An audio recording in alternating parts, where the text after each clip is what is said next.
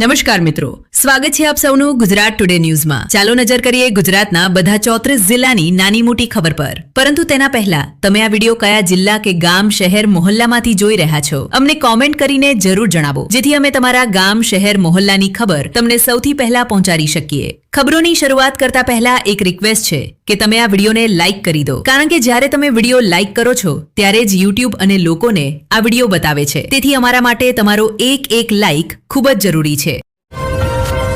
ગુજરાત હવામાન વિભાગે રાજ્યમાં ભીષણ ગરમી અને ઉમસની ચેતવણી જાહેર કરી છે। હવામાન વૈજ્ઞાનિકોના જણાવ્યા મુજબ હાલ તાપમાનમાં રાહત મળવાની કોઈ આશા નથી। અમદાવાદમાં પારો 42.2 ડિગ્રી, ગાંધીનગરમાં 42 ડિગ્રી અને રાજકોટમાં 41.5 ડિગ્રી સેલ્સિયસ નોંધાયો છે। તટીય વિસ્તારોમાં હવામાં ભેજ વધુ હોવાને કારણે લોકોને ભારે ઉમસનો સામનો કરવો પડી રહ્યો છે, જેના કારણે બપોરના સમયમાં જનજીવન સંપૂર્ણપણે અસરગ્રસ્ત બન્યું છે। ગુજરાતના મુખ્ય શહેરોમાં પેટ્રોલ અને ડીઝલની કિંમતોમાં ફરી એકવાર ભારે ઉછાળો આવ્યો છે। આજે પેટ્રોલના ભાવોમાં 2.61 રૂપિયા અને ડીઝલમાં 2.71 રૂપિયા પ્રતિ લીટરનો વધારો નોંધાયો છે। છેલ્લા 10 દિવસની અંદર ઈંધણની કિંમતોમાં આ મોટો વધારો છે, જેના કારણે સામાન્ય જનતા પર મહંગાઈનો ભાર વધ્યો છે। અમદાવાદ અને સુરત જેવા મહાનગરોમાં પેટ્રોલની કિંમત હવે 100 રૂપિયાના આંકડાને પાર કરી ચૂકી છે। ભાવનગરના કિસાનવાસ વિસ્તારમાં આજે સવારે વીજ ચોરી સામે એક મોટું અભિયાન ચલાવવામાં આવ્યું। પશ્ચિમ ગુજરાત વીજ કંપની લિમિટેડની સતર્કતા ટીમે સ્થાનિક પોલીસ દળ સાથે મળીને વિસ્તારમાં અચાનક દરોડા પાડ્યા। આ કાર્યવાહી દરમિયાન મોટા પાયે ગેરકાયદે વીજ કનેક્શનો ઝડપાયા, જેને તાત્કાલિક કાપી નાખવામાં આવ્યા। વિભાગે દોષિતો પર ભારે દંડ કર્યો છે અને કડક કાનૂની કાર્યવાહી કરવાની પ્રક્રિયા શરૂ કરી છે। મલેશિયા પર્યટન બોર્ડે ગુજરાતના પ્રવાસીઓને આકર્ષવા માટે એક વિશેષ રોડ શોનું આયોજન કર્યું છે। આ અભિયાનનો મુખ્ય હેતુ વર્ષ 2026માં મલેશિયા જનાર ભારતીય પ્રવાસીઓની સંખ્યા વધારવાનો છે। ગુજરાતના મુખ્ય ટ્રાવેલ એજન્ટો અને ટૂર ઓપરેટરો સાથે યોજાયેલી આ બેઠકમાં અનેક આકર્ષક પેકેજો અને સીધી હવાઈ જોડાણની સુવિધાઓ અંગે માહિતી આપવામાં આવી, કારણ કે ગુજરાતમાંથી વિદેશ પ્રવાસ કરનાર લોકોની સંખ્યા સતત વધી રહી છે। ગુજરાત સરકાર આવનાર જૂન 2026ના અંતિમ અઠવાડિયામાં વડોદરામાં વાઇબ્રન્ટ ગુજરાત પ્રાદેશિક સંમેલનનું આયોજન કરવાની છે। આ વખતે સંમેલનનું મુખ્ય ધ્યાન મધ્ય ગુજરાતના વિકાસ પર કેન્દ્રિત રહેશે, જેમાં અમદાવાદ, આણંદ, ખેડા અને વડોદરા સહિત 10 જિલ્લાઓનો સમાવેશ થશે। આ મોટા આર્થિક મંચ પર સેમિકન્ડક્ટર, ઇલેક્ટ્રોનિક્સ, એરોસ્પેસ, રક્ષા અને ફાર્માસ્યુટિકલ જેવા ઉદયમાન ક્ષેત્રોમાં મોટા રોકાણ અને રોજગારના નવા અવસરો વધારવા અંગે ચર્ચા કરવામાં આવશે।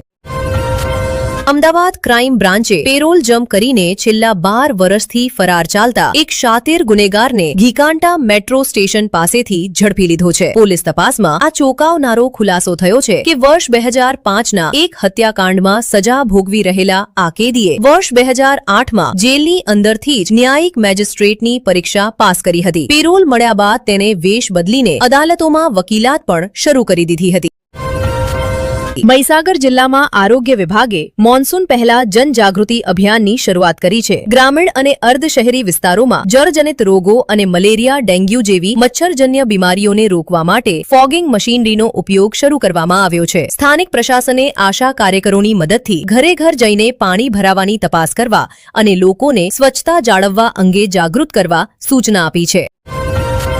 ગોધરા તાલુકા પોલીસે ગુપ્ત માહિતીના આધારે પોપટપુરા ગામની સીમામાં ચાલી રહેલા એક ગેરકાયદે જુગાર અડ્ડા પર દરોડો પાડ્યો। પોલીસ ટીમને અચાનક જોઈને જુગારીઓમાં અફરાતફરી મચી ગઈ। પોલીસે સ્થળ પરથી એક વ્યક્તિને રંગે હાથ ઝડપી લીધો છે, જ્યારે તેના 2 અન્ય સાથીઓ અંધકારનો લાભ લઈને ભાગી જવામાં સફળ રહ્યા। પોલીસે ઘટના સ્થળ પરથી રોકડ રકમ અને તાશના પત્તા જપ્ત કરીને કેસ નોંધ્યો છે।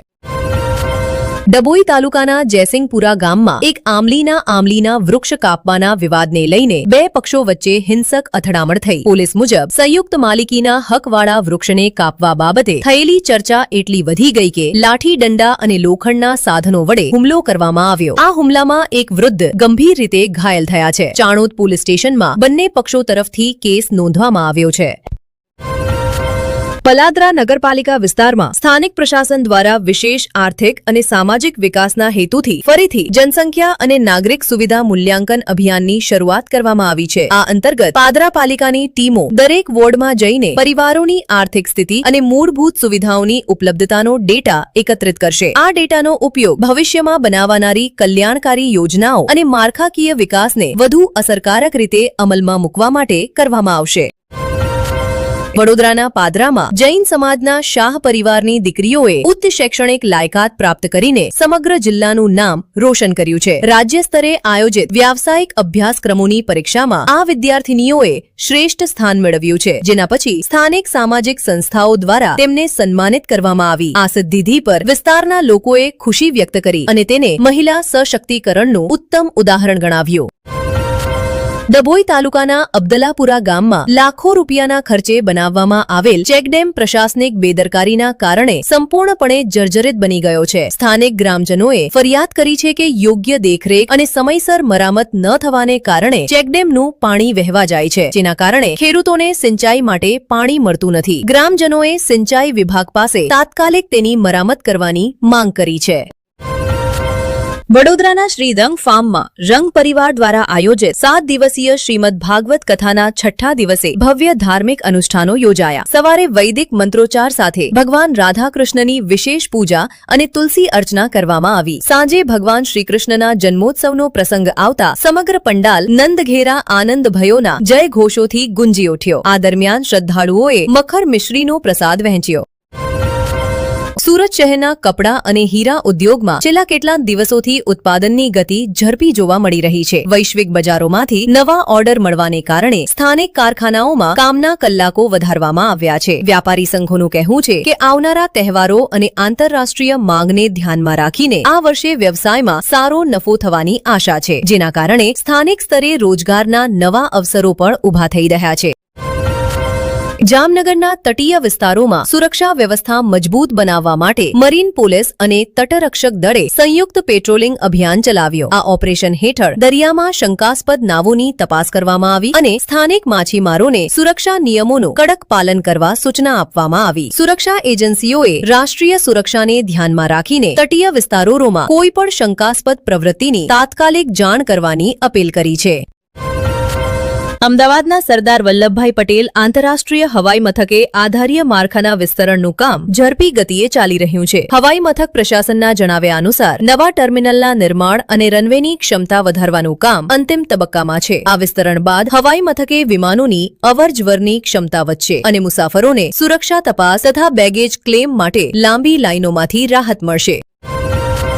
રાજકોટના ગોંડલ હાઈવે પર આજે સવારે એક ઝડપી ગતિના ટ્રક અને ખાનગી બસ વચ્ચે ટક્કર થઈ. આ માર્ગ અકસ્માતમાં બસમાં સવાર 7 મુસાફરોને સામાન્ય ઈજા પહોંચી છે, જેમને તાત્કાલિક નજીકની હોસ્પિટલમાં દાખલ કરવામાં આવ્યા છે. પોલીસે સ્થળ પર પહોંચી ક્રેનની મદદથી વાહનોને માર્ગ પરથી હટાવ્યા, જેથી હાઈવે પર લાગેલો લાંબો ટ્રાફિક જામ સાફ કરી શકાય. ટ્રક ચાલક સામે કેસ નોંધવામાં આવ્યો છે.